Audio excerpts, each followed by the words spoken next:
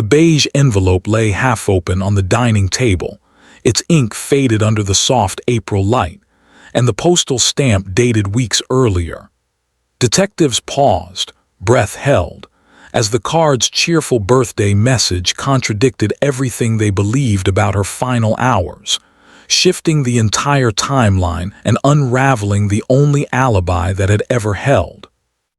If you like stories like this, make sure to subscribe and like the video. By spring of 1991, Raleigh was a city balancing growth and small-town familiarity. Streets near Glenwood Avenue still carried the rhythm of quiet neighborhoods, local storefronts, and cul-de-sac communities where everyone claimed to know each other's routines. It was into this comfortable, predictable suburban rhythm that the disappearance of 23-year-old college senior Melissa Hart collapsed like a sudden, echoless blow. She vanished 3 days after her birthday, April 14, a date later reprinted on every missing flyer across central North Carolina, from gas station corkboards to the front glass panes of laundromats. Photocopied faces circulated, edges curled by humidity, her brown hair and slight smile recognizable enough that anyone passing them felt the unsettling pause of proximity. Melissa was studying early childhood education at Meredith College, preparing for graduation, practicum hours completed at a preschool not far from Hillsborough Street. She was considered reliable, punctual, cautious, yet warm in her demeanor, the type of young woman who called home every Thursday evening without fail. That routine became critical when she failed to make the call on April 18, 1991. Her mother, living 2 hours away in Greensboro, waited until the next day before alerting campus security. When security found her off-campus apartment untouched, keys in their usual dish, purse missing but bed made, they escalated it to Raleigh Police Department. A missing adult case was initially treated with procedural restraint. No signs of forced entry, no domestic instability, no immediate indication of flight or danger. Yet by the end of that week, small inconsistencies sharpened. Coworkers at the preschool recalled she left the building at the usual time, carrying her tote and the wrapped birthday card she planned to mail late. Post office receipts later confirmed the card was stamped and sent at 4:42 p.m., April 17.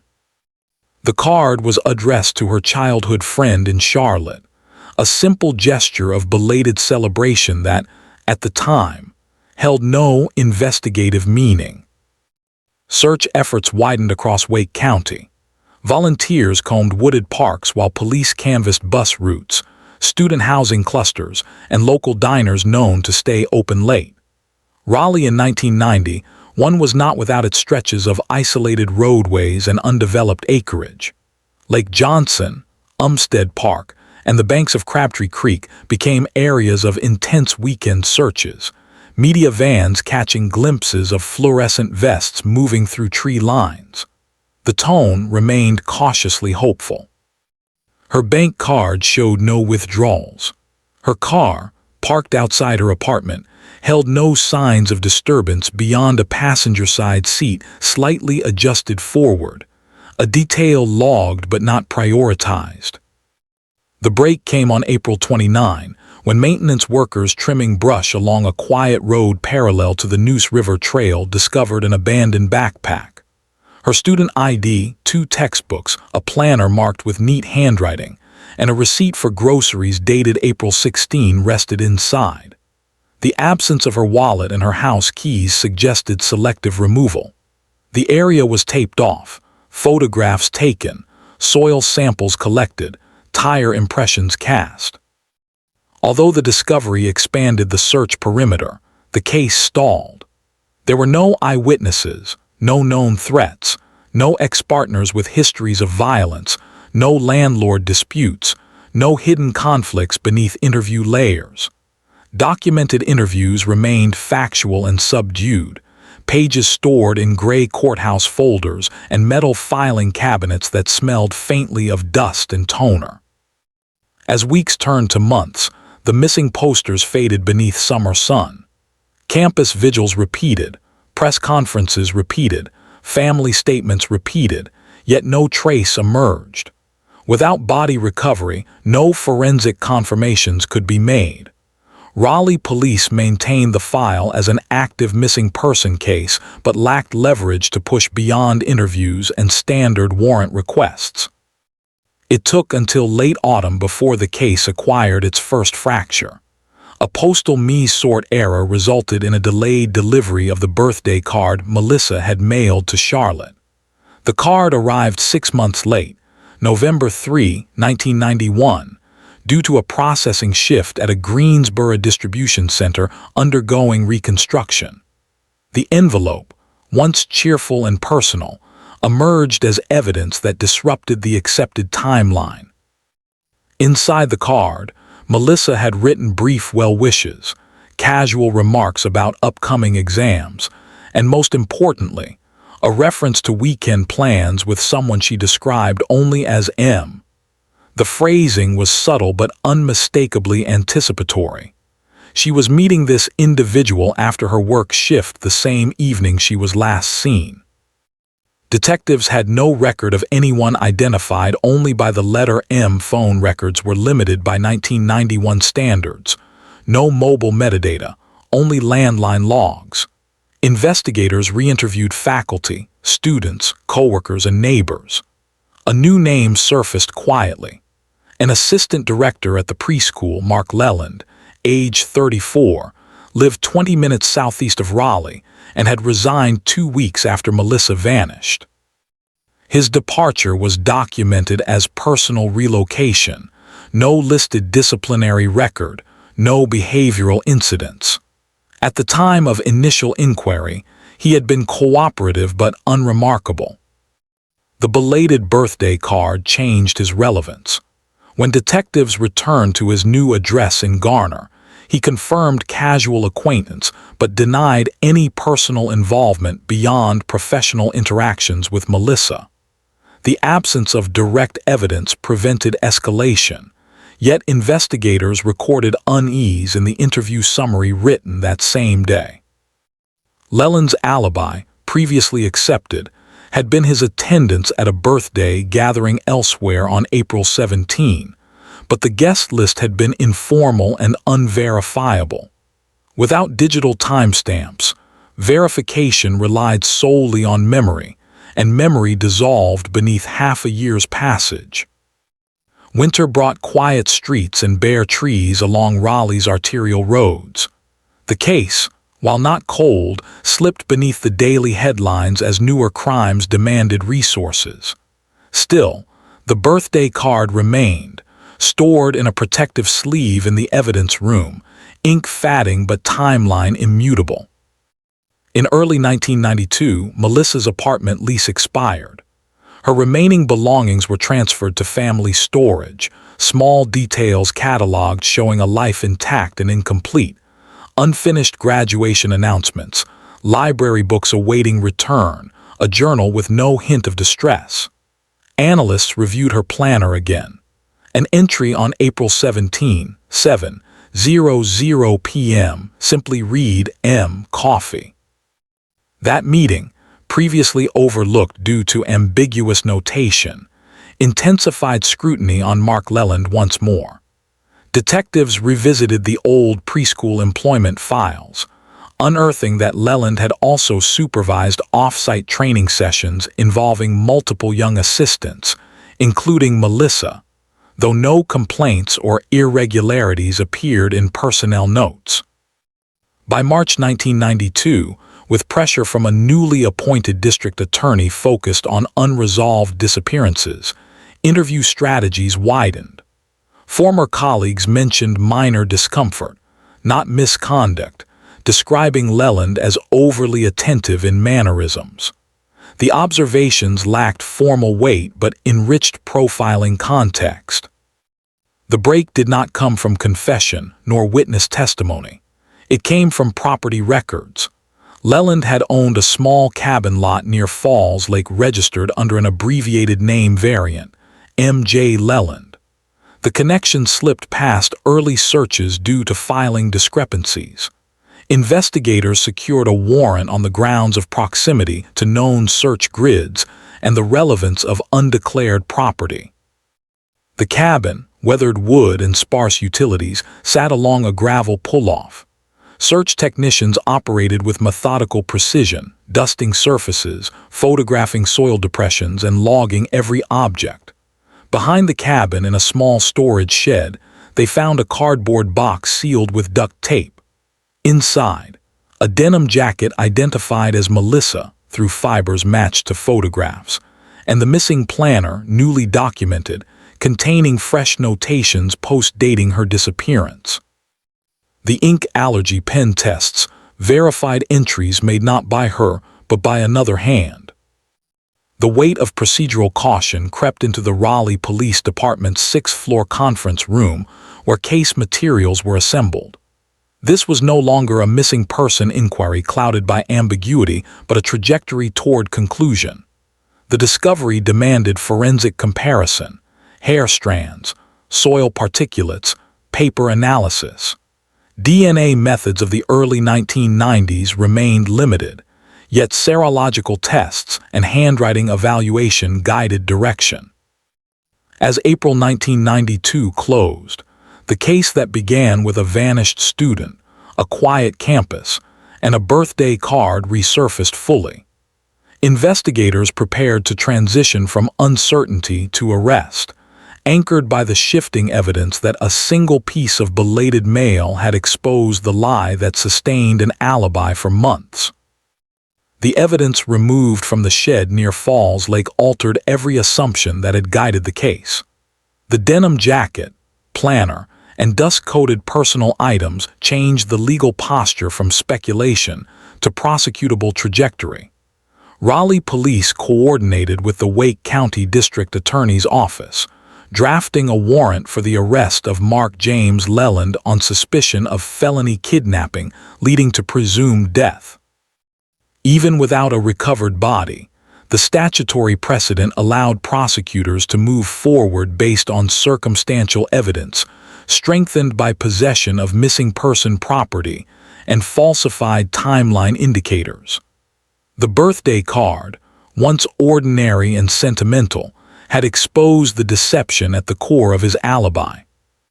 The cabin property was quiet, surrounded by late-spring growth, and a faint layer of pine scent rising from the forest floor. Crime scene analysts returned multiple times to examine soil compaction patterns behind the shed. They noted a rectangular disturbance consistent with ground-level concealment from the prior year, though erosion and seasonal leaf drop made definitive conclusions difficult.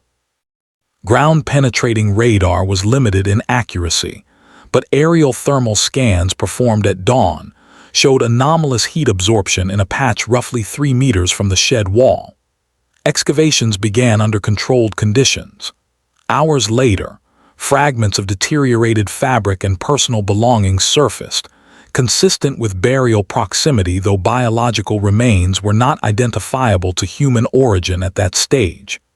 Chain of custody reports grew thicker, each page stamped and initialed. While physical confirmation remained elusive, the shifting legal consensus held that Melissa Hart's fate was no longer an open question, but a matter requiring judicial acknowledgement. Investigators reconstructed the timeline with procedural clarity.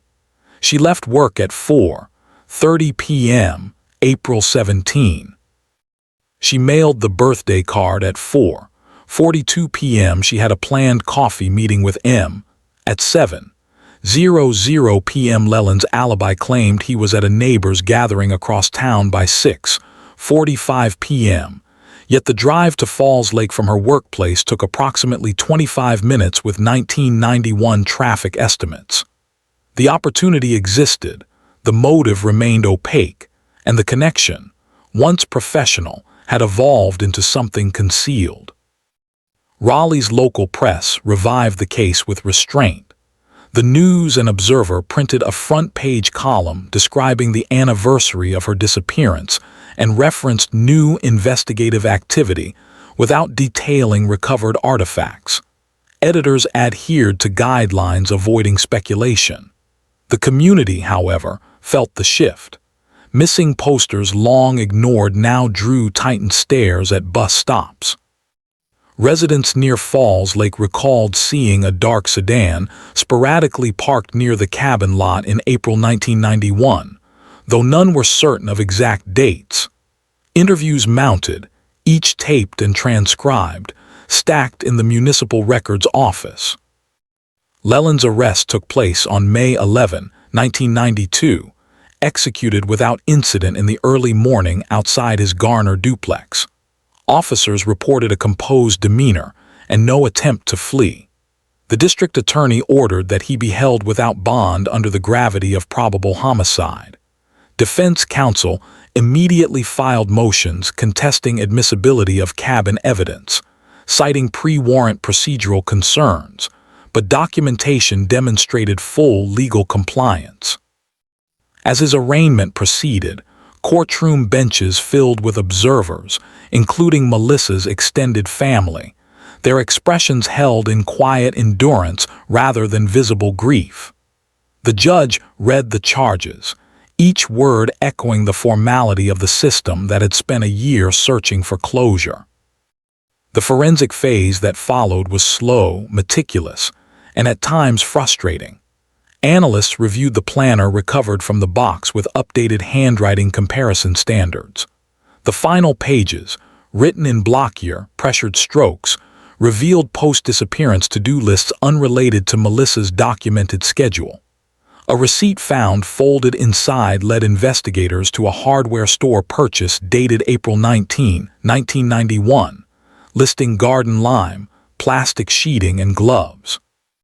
While such items could serve legitimate uses, prosecutors found their timing inescapably suggestive.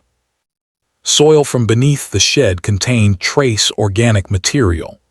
Although 1992 technology could not isolate mitochondrial DNA, as would become possible decades later, collagen fragments and textile fiber patterns linked to Melissa's recovered jacket offered indirect but compelling linkage.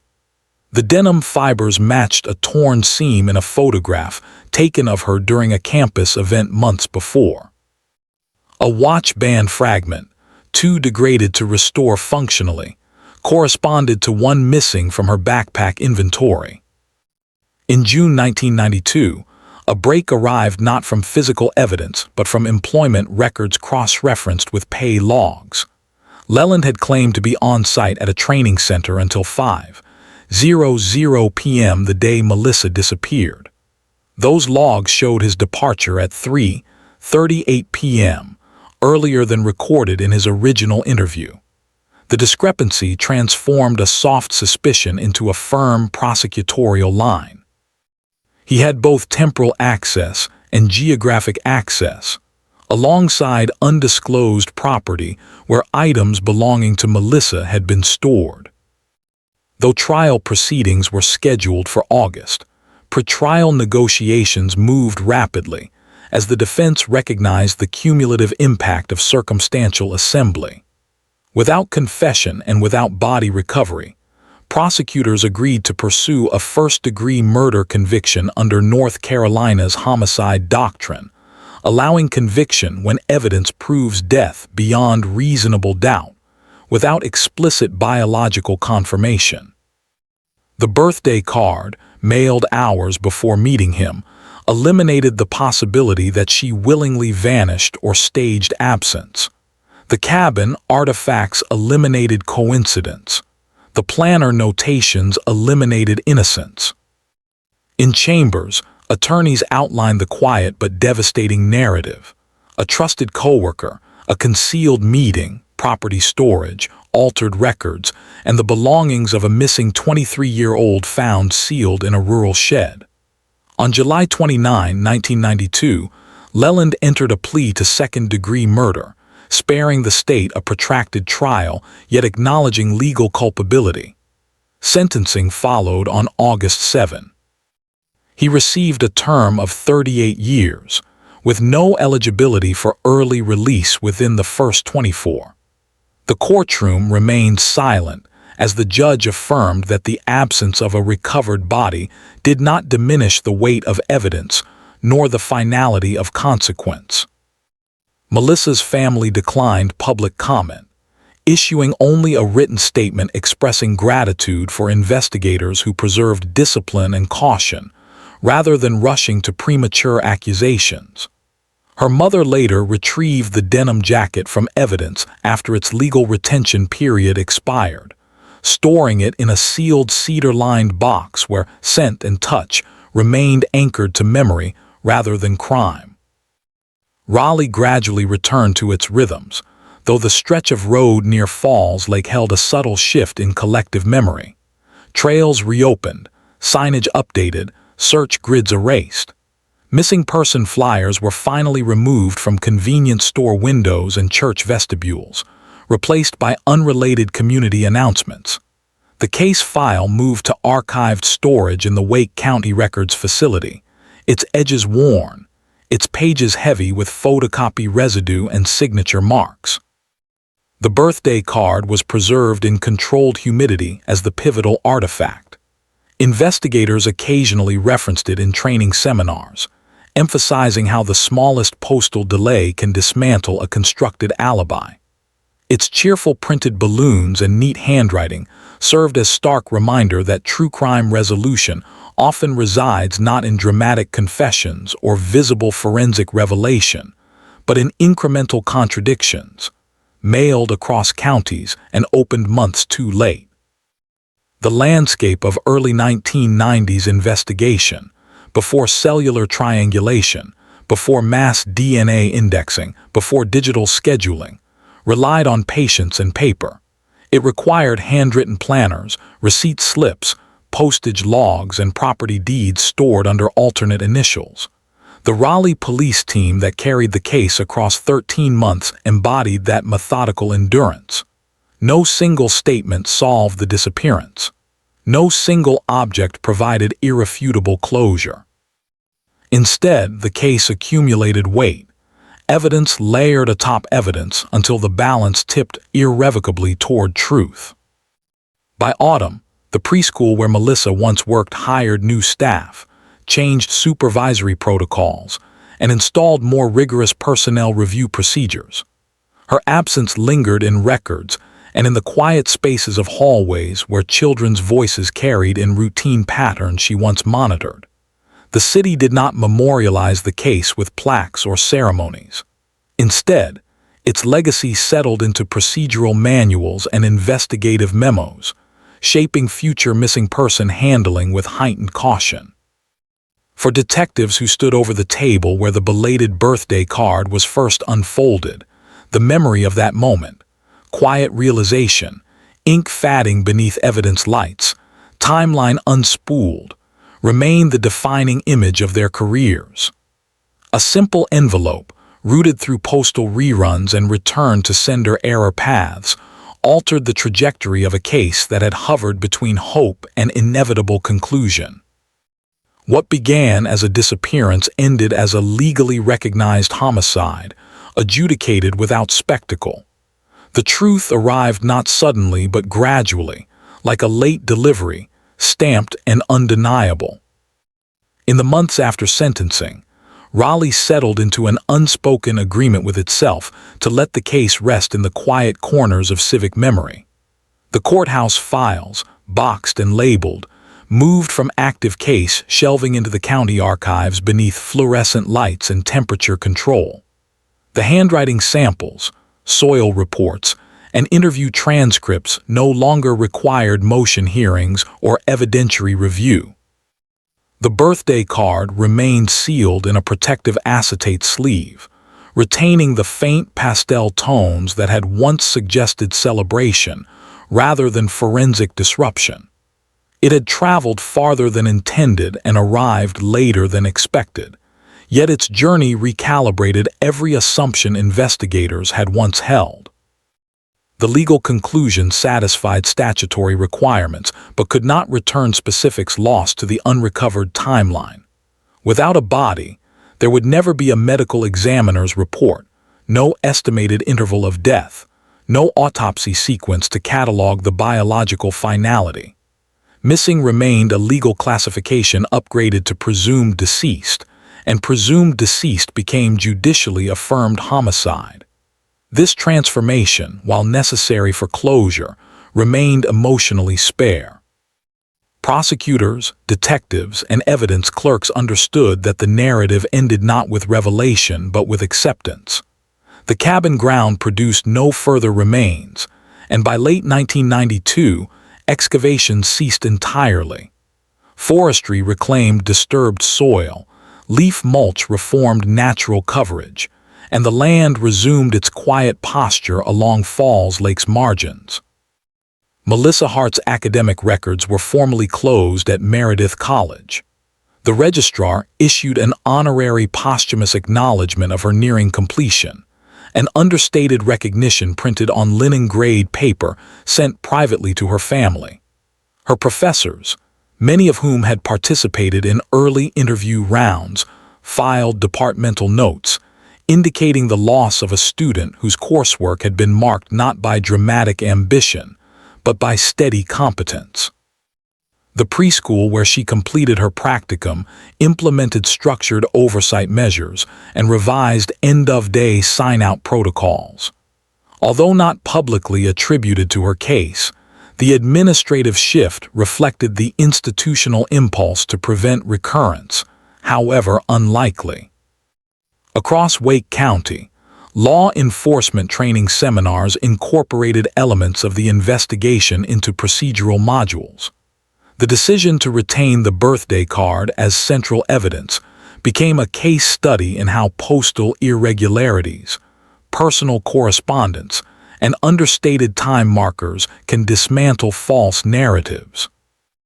Detectives who joined the department years later learned the outline by method rather than anecdote. Disappearance, delayed correspondence, falsified alibi, undisclosed property, incremental forensic review, confession by circumstantial assembly rather than admission. The structure mattered more than the emotional weight, and in cold case methodology, structure is preserved more carefully than sentiment. The community's physical landscape continued its expansion. The stretch of Glenwood Avenue near her apartment witnessed new storefronts and upgraded pedestrian lighting. Public parks where volunteers had fanned outward with grid maps and walkie-talkies now hosted spring festivals and weekend joggers. Nothing marked the location where search tents once stood. The absence of memorialization reflected the town's preference for quiet continuity rather than commemorative display. Cold cases, once resolved, do not always leave visible monuments. The emotional residue remained internal to those who had carried the case. Mark James Leland entered Central Prison with no recorded incidents during intake. His classification noted behavioral compliance, educational level, and psychological assessment consistent with low outward volatility. His inmate record contained no additional appeals beyond a standard procedural review dismissed in 1993. His sentence length ensured that his release eligibility would arrive at an age far removed from the events of April 1991. The law recorded him, the penal system contained him, and the public largely moved on. Only occasionally did a local newspaper reference his case when reflecting on investigative evolution before the widespread adoption of digital tracking. Detective notes written in the days following sentencing emphasized not relief but exhaustion. The long months of interviews, search warrants, and evidentiary cross-referencing had produced legal outcome but not emotional resolution. The absence of visible finality, no casket, no burial site, no documented autopsy, left an incomplete yet legally sufficient record. Cold cases solved without recovered remains require investigators to adjust their expectations of conclusion.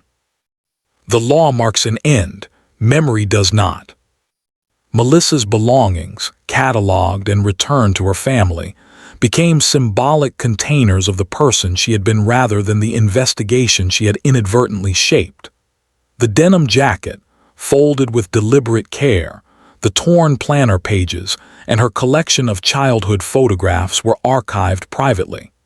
They existed outside evidentiary context now, released from chain of custody conditions. Family members elected not to conduct public remembrances, favoring the privacy that had characterized their statements throughout the year-long search and subsequent court proceedings. Raleigh retained the case in internal history not through public narrative, but through institutional recalibration. Missing person protocols were tightened. Informal alibis underwent enhanced verification steps. Employment files with incomplete address histories generated automatic secondary checks. The machinery of investigative order absorbed the lessons quietly. No single change referenced Melissa directly, yet each bore trace influence. In the years that followed, detectives consulted the case during comparative analyses when assessing newly opened disappearance files. The emphasis on handwritten documentation, the value of analog timelines, and the necessity of re-interviewing seemingly peripheral witnesses formed a procedural backbone repeated in internal memos. The phrase timeline fracture, first applied when the birthday card arrived, entered departmental terminology. It described the critical moment when accepted chronology fails and must be reorganized according to fresh data rather than prior assumption. Falls Lake itself, unaffected by legal proceedings, remained a site of recreational calm. Seasonal fishermen stood along its banks. Trail hikers passed the stretch near the former cabin lot without awareness of its forensic relevance. Land rarely holds visible memory. It returns to itself when the search teams withdraw and the evidence flags are removed. The cold case designation never reopened. The conviction ensured permanent closure in judicial terms. Without new evidence required and without appeal motions pending, no further reviews were scheduled. Case analysts occasionally retrieved the box during audit cycles, confirming its presence and condition before returning it to storage. Each inspection involved a brief encounter with the card that had reoriented everything. Birthday balloons printed on matte cardstock, ink softened by transit, script light yet decisive. A simple object that shifted a narrative from uncertainty to verifiable deception. Documentary accounts of the case remained sparse. It never became national headline material nor cable-featured investigation. Its significance belonged to the discipline of forensic chronology rather than public interest. Some crimes echo loudly, others conclude in measured silence. Melissa's disappearance and subsequent legal resolution belong to the latter category, defined not by spectacle but by procedural endurance. In the final internal summary written by the lead investigator, one sentence stood unadorned at the bottom of the page. It read simply that truth arrived late but arrived intact. That summation, restrained and unsentimental, reflected the tone of the entire inquiry. Closure in cold case resolution rarely brings dramatic relief. It delivers accuracy, anchored by evidence, shaped by timeline, and held by the civic necessity of acknowledgement. The birthday card, delayed by postal rerouting and processing backlog, had been intended as a late gesture of kindness from one friend to another. Instead, it became the hinge on which the investigation turned. Its journey formed the bridge between disappearance and legal conclusion, between speculation and proof. In the controlled quiet of archival storage, it remains preserved, a fragment of life that unwound a lie and restored a timeline.